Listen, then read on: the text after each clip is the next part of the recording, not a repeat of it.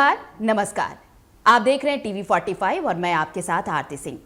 और आज इस खास पेशकश में हम बात करने वाले हैं संक्रामक रोग फाइलेरिया के बारे में।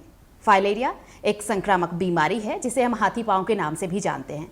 तो कैसे होती है ये बीमारी, क्या है इसके बचाव, क्या है लक्षण, इन सब बातों पर हम चर्चा करेंगे। और हमारे साथ जुड़ रहे हैं डॉक्टर वीरेंद्र कुमार। और आपको बता दें कि ये राज्य कार्यक्रम पदाधिकारी हैं वेक्टर जनित रोग नियंत्रण कार्यक्रम झारखंड के। डॉक्टर साहब, बहुत स्वागत है आपका हमारे कार्यक्रम में।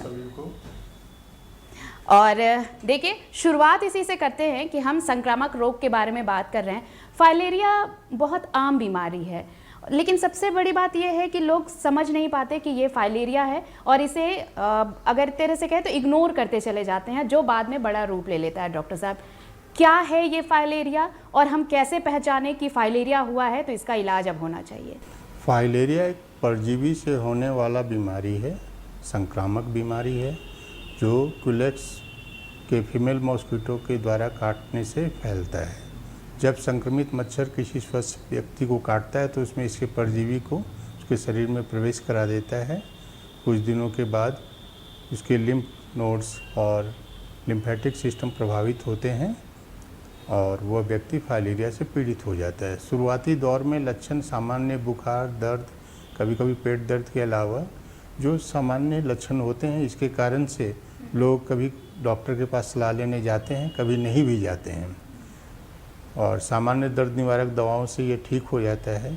लेकिन ये इसका प्रभाव जो आपके शरीर में बना रहता है और ये आपके शरीर के लिम्फेटिक सिस्टम को डैमेज कर देता है, जिसके कारण से लिम्फ जो होता है, सफ़ेद रंग का द्रव्य पदार्थ, वो आपके शरीर के भागों में जमा होने लगता है। सामान्यतः या पैर, स्क्रोटम, ब्रेस्ट, हाथ वगैरह अंगों में होता है, जमा होता है और उसके कारण से यह बढ़ता फैलता फूलता चला जाता है, जिससे हम बाद में हाथी पांव के नाम से जानते हैं। डॉक्टर के पास नहीं आने का मुख्य कारण यह है कि यह चूँकि गंभीर बीमारी या गंभीर कोई सिम्टम नहीं देता, तो लोग ये समझते हैं कि कोई ख़ास बात नहीं है। लेकिन इसका दुष्प्रभाव जब संक्रमण के 5 से 10 या 15 वर्षों के उपरांत जब इसका आता है, इस दौरान मरीज प्राय स्वस्थ होता है। उसे लगता है मुझे तो कुछ है नहीं, तो वो जाता नहीं है डॉक्टर के पास। और जब 15 वर्षों के बाद जब उसका सूजन शुरू होता है, विशेष करके पाँव का जब होता है, जिसे हम सामान्य भाषा में हाथी पाँव के नाम से जानते हैं, तो फिर वो लाइलाज हो जाता है और संक्रमित व्यक्ति जीवन भर अपंग जीवन अपाहिज रूप से जीने के लिए अभिशप्त हो जाता है। मतलब इसे हम इस तरह भी समझे कि अगर आपके बॉडी में, अगर आपके शरीर में अगर कहीं दर्द महसूस हो रहा है तो आप केमिस्ट के पास जाके या फार्मा के पास जा करके आप जो पेन किलर ले रहे हैं, खा लेते हैं। और जनरली यही करते हैं आजकल लोग कि अगर थोड़ा कुछ दर्द है, समस्या है, तो केमिस्ट के पास गए, दवा ले लिए। मतलब अगर आपको ये दर्द अगर कंटिन्यू है तो आपको ज़रूर डॉक्टर से मिलना चाहिए, ये बताना चाहिए। शुरुआती दौर में जैसे लगता है कि पाँव में भारीपन सा महसूस होता है, जब इस ढंग का लक्षण हो तो चिकित्सक के पास ज़रूर जाएं, क्योंकि उस दौर में यदि आप चिकित्सक से सलाह लेते हैं तो बीमारी का एडवांसमेंट या बीमारी का आगे बढ़ना रुक जाता है और आप ताउम्र स्वस्थ ज़िंदगी गुजार सकते हैं। डॉक्टर साहब, देखिए, फाइलेरिया उन्मूलन अभियान को लेकर पूरे राज्य भर में ये कार्यक्रम चलाया जा रहा है। कौन कौन सी गतिविधियाँ इससे जुड़ी हुई हैं और साथ ही उद्देश्य क्या है इस कार्यक्रम का? फाइलेरिया से संबंधित जब भी प्रोग्राम करना होता है, उसके पहले हम लोग उसका प्रचार प्रसार करते हैं, ताकि प्रोग्राम के बारे में सभी को पता चले कि ये प्रोग्राम क्या है और क्यों चलाया जा रहा है। वर्ष में हम लोग 2 बार इस प्रोग्राम को चलाते हैं। एक पहला चरण फरवरी माह में 10 से 25 तारीख तक और दूसरा चरण अगस्त माह में 10 से 25 तारीख तक। इसके चलाने का मुख्य उद्देश्य यह है कि जो कीड़ा जो है, जो पेशेंट के शरीर में है, उसका इलाज करते हुए सभी लोगों को निरोधात्मक कोर्स या प्रोफाइलेक्टिक डोज देते हैं, ताकि समाज में एक समय में इसका संचरण बीमारी का एकदम रुक जाए। इससे यह होगा कि सभी लोग सुरक्षित हो जाएंगे और यदि इस कार्यक्रम को 5 साल तक निर्बाध रूप से लगातार चलाया जाए तो हमारा राज्य फाइलेरिया मुक्त हो सकता है। अच्छा, ठीक है। मतलब फाइलेरिया के कारण क्या क्या समस्याएं हो सकती हैं और इससे कैसे बचा जा सकता है, ये हम कैसे जानें? फाइलेरिया की वजह से जो हाथी पाँव होता है उसके वजह से व्यक्ति विकलांग हो जाता है, फिर वो समाज के घृणा का पात्र भी बन जाता है। लोग उसके साथ मिलना जुलना पसंद नहीं करते, जिसके कारण से साइकेट्रिक प्रॉब्लम वो व्यक्ति सामाजिक भेदभाव का भी शिकार होना पड़ता है। सामाजिक भेदभाव का भी शिकार होना पड़ता है, और जब लोग उसके साथ मिलेंगे नहीं, बातचीत नहीं करेंगे तो डिप्रेशन में भी जा सकता है। वह समाज के लिए उपयोगी ज़्यादा नहीं रह जाता है। घर परिवार के लिए भी एक जो कमाऊ सदस्य है वो बेरोजगार हो जाता है, और उसका भी आर्थिक और प्लस उसके क्वालिटी ऑफ लाइफ या दैनिक दिनचर्या के लिए भी दूसरे पर आश्रित हो जाना पड़ता है, जो बहुत अच्छी बात नहीं है। मतलब आर्थिक और सामाजिक दोनों रूप से भार पड़ता है, परिवार पर भी समाज पर भी। समाज का जो एक उत्पादक व्यक्ति है वो जो है बेरोजगार हो जा रहा है, उसका समाज में योगदान कुछ नहीं रह जाता। बिल्कुल। अच्छा, अगर मान लीजिए किसी को फाइलेरिया हो गया डॉक्टर साहब, तो उपचार क्या क्या संभव है? मान लीजिए आप ये कह रहे हैं कि शुरुआती दौर में कुछ पता नहीं चल पाता है, अगर देर से जानकारी मिली, अगर बाद में पता चला, कुछ वक्त लंबा अगर खिंच गया, लेकिन बाद में अगर पता चल रहा है कि फाइलेरिया है, तो कैसे बचें इससे? फाइलेरिया की जांच हम लोग रात्रि में जो नाइट ब्लड सर्वे करते हैं उससे पता चलता है कि कौन व्यक्ति संक्रमित है और किस क्षेत्र में इसका ज़्यादा प्रभाव है। तो जो संक्रमित व्यक्ति हैं उसका इलाज होना ज़रूरी है, क्योंकि संक्रमित व्यक्ति में जो एजेंट है जब वो नहीं रहेगा तो बीमारी का प्रसरण नहीं होगा। बीमारी को फैलने के लिए 3 चीज़ ज़रूरी है: agent, host and vector. Vector मच्छर है, एजेंट माइक्रोफाइलेरिया है, और होस्ट आदमी है। तो आदमी को तो रहना ही है। 2 चीज़ें आप हटा सकते हैं, 2 चीज़ों पे आप नियंत्रण कर सकते हैं, एक वेक्टर, दूसरा एजेंट को नियंत्रित करने के लिए ही हम लोग मरीज का इलाज करते हैं। और साथ ही ये नहीं जानते, चूँकि जो हम लोग NBS करते हैं तो गांव की पूरी जनसंख्या का नहीं करते, मात्र 300 व्यक्तियों का करते हैं। तो हमें तो आंकड़ा 300 व्यक्तियों का मिल पाता है, इसलिए सभी का इलाज एक बार होना इस MDA IDA प्रोग्राम के दौरान होना जरूरी है। तो ये तो ठीक है, चलिए ये तो रही मैडम एजेंट की बात। हाँ। और जहाँ तक वेक्टर की बात है तो उसके लिए हम लोग लार्वा नियंत्रण के लिए लार्विसाइडल ड्रग का स्प्रे कर सकते हैं। घर के आसपास जो है पानी जमा होने से रोक सकते हैं, और यदि एडल्ट है तो उससे बचने के लिए आप पूरे फुल स्लीव के कपड़े पहने। शरीर का अंग जितना ज़्यादा ढका हो जितना कम रहेगा उतना अच्छा रहेगा। और रात में सोते समय मच्छरदानी जरूर लगा कर सोएं। वही, मतलब संक्रामक बीमारी से जैसे आम संक्रामक बीमारियों से हम बचाव करते हैं खुद का, फाइलेरिया से भी बचाव लगभग वैसा ही है। ये तो उनकी बात हुई डॉक्टर साहब जिनको फाइलेरिया हुआ है, जो फाइलेरिया होने के बाद ये डिटेक्ट हुआ है कि उनको फाइलेरिया है, तो वो कैसे बचेंगे।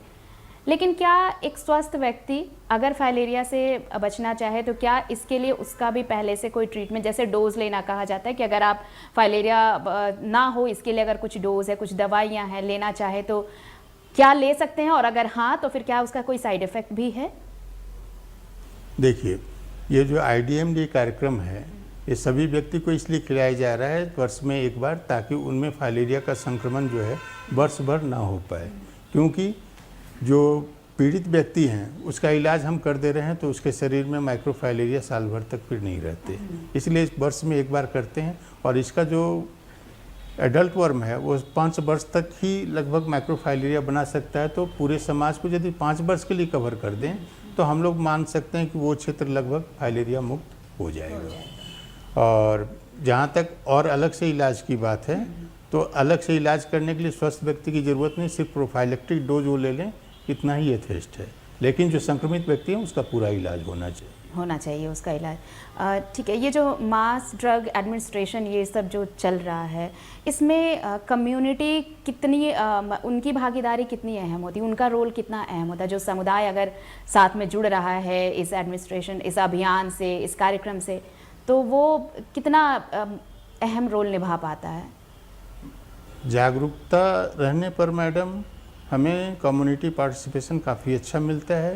लेकिन कुछ लोग दिग्भ्रमित हो जाते हैं आजकल के सोशल मीडिया स्टेटस पे जो कुछ प्रोग्राम चलते हैं उसके वजह से भी, और कहीं कहीं से मिसगाइडेड हो जाते हैं, तो वो उतना सहयोग नहीं दे पाते। लेकिन हम जो कर रहे हैं वो कम्युनिटी के लिए कर रहे हैं, इसलिए कम्युनिटी एक बहुत अहम कड़ी है इस बीमारी के नियंत्रण के लिए। यदि कम्युनिटी का पार्टिसिपेशन नहीं रहा तो हम कर किसके लिए रहे हैं?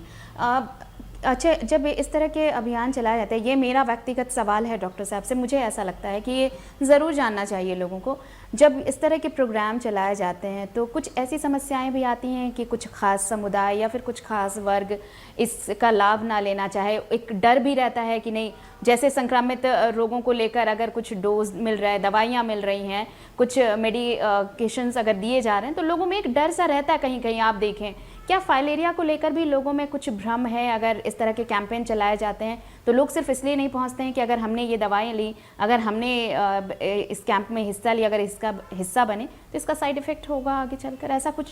दवा का दुष्प्रभाव ऐसा कोई बहुत गंभीर नहीं है, सामान्य दुष्प्रभाव हैं, और ये ज़्यादातर उन व्यक्तियों में पाए जाते हैं जिसमें पहले से मैक्रोफाइलेरिया का कीड़ा मौजूद हो, क्योंकि दवा लेने के बाद जब मैक्रोफाइलेरिया का कीड़े मरते हैं तो उसके वजह से जो रिएक्शन होता है, सिम्टम आते हैं, लेकिन वो जानलेवा या बहुत ही हानिकारक नहीं होते, सामान्य होते हैं। और उनका सामान्य देखभाल से, जैसे ORS, उल्टी के लिए दवा, बुखार के लिए या सर दर्द के लिए दवा ले लेने से उसका निराकरण हो जाता है। और जहाँ तक दूसरा सवाल क्या था आपका? और कि कुछ ऐसे कैंप के दौरान कभी ऐसा देखने को मिला हो कि कुछ लोग सिर्फ डर की वजह से ना पहुंच रहे हो कि नहीं शायद इसका दुष्प्रभाव हो इसलिए वो ना पहुंच रहे हो, ऐसी भी अड़चनें आती होंगी? कुछ सेक्शन ऑफ सोसाइटी में तो ये बातें हैं, वो दवा नहीं लेना चाहते।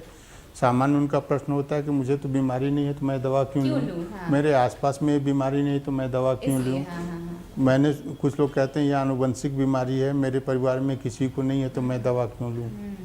और कुछ लोग ये कहते हैं कि नहीं दवा लेंगे तो कहीं पे किसी और कारण से, जैसे पहले से व्यक्ति बीमार हो, उसको और उस बीमारी के वजह से जो लक्षण है और कोइंसिडेंटली ये दवा खाते हैं, इसी के साथ वो घटना हो जाती है, तो वो उसको फिर इस प्रोग्राम के दवा के साथ जोड़ करके देख लेते हैं कि नहीं मेरे जान परिचय में या फलाने गांव में एक व्यक्ति के साथ ऐसी दुर्घटना हो गई थी आपकी दवा खाने की वजह से।